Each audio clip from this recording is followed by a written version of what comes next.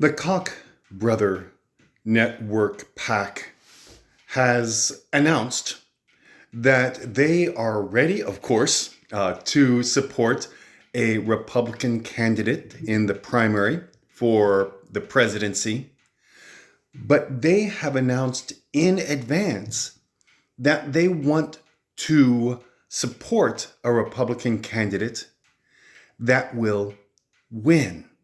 In fact, they have announced in advance that the Republican candidate that they support will not be Donald Trump.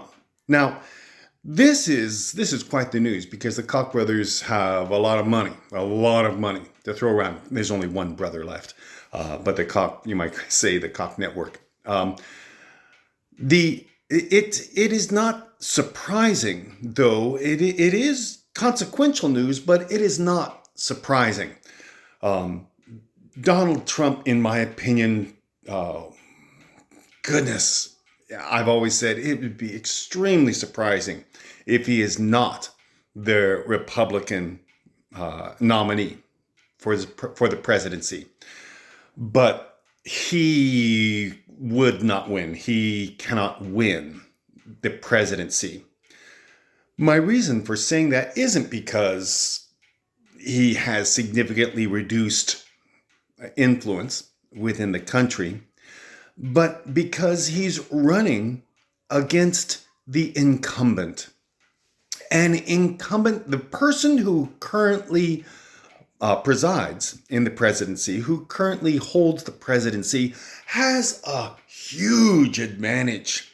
And more often than not, usually the person who currently holds the presidency will win another term. They have a huge advantage over any challenger.